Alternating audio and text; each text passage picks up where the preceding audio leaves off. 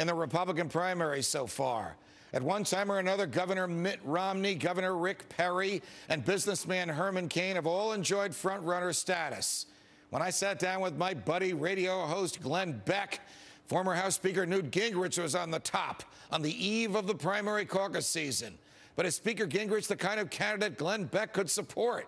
Listen to what he said. You challenged him at the core of his beliefs. He's a progressive. He made the mistake of saying to you that his favorite president of the United States was Theodore Roosevelt, right. The original nanny stater. He said before he gave his progressive speech, before he did that. Well, Newt, I read history. I know exactly who Teddy Roosevelt was. I know he did the FDA, and it's not just about sausages. He said, well, we want to make sure that people aren't falling into sausage factories.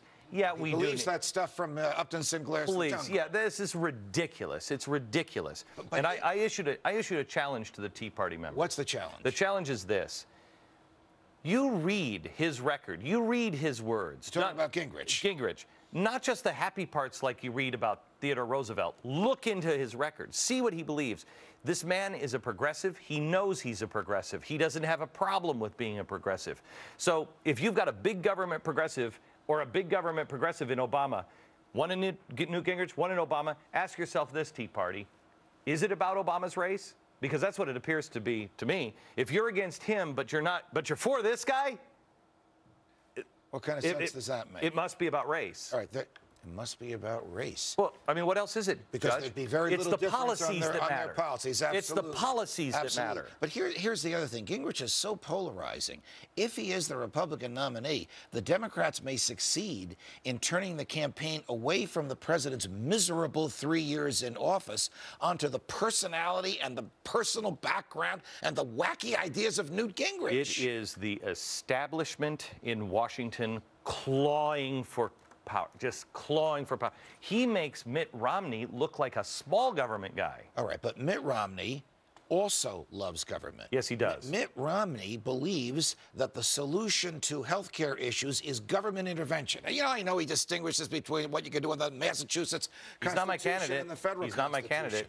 I could pull a lever for him. I would do it against my will. I mean, it would kill me to do it.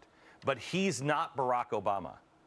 Newt Gingrich has all of the earmarks. How do you explain Gingrich's rise in the past 2 months, and do you think he can sustain it past Iowa and New Hampshire and South Carolina? Government, GOP machinery. Yes. Yes, the GOP machinery wants somebody as volatile as Gingrich rather than someone as establishment as Romney? I think that Newt Gingrich is very good at his language. He's very good. He knows history. He knows it. He knows which parts of Theodore Roosevelt to highlight, which to keep under the carpet. Right. All right. He knows it. What do you think of Ron Paul? You agree with much of what Ron Paul says. I do. Here's where I disagree vehemently with Ron Paul on Israel, and I disagree vehemently on his foreign policy. Now, here's this trouble I have. I'm a fan of Santorum. I think Santorum is too big military interventionist over the Middle East. Ron Paul is not enough. I'm between those two. Okay, but on the economy, on the proper role of the federal government in our lives, you're right with Ron Paul. You know, the Fed now has 16 of the biggest hedge funds advising them. An unregulated hedge fund group going in and meeting and advising the Fed. You want to know why the stock market goes up every time they release money? Because these guys they're stealing our money. Glenn, close them down. I miss you. Thanks for joining us.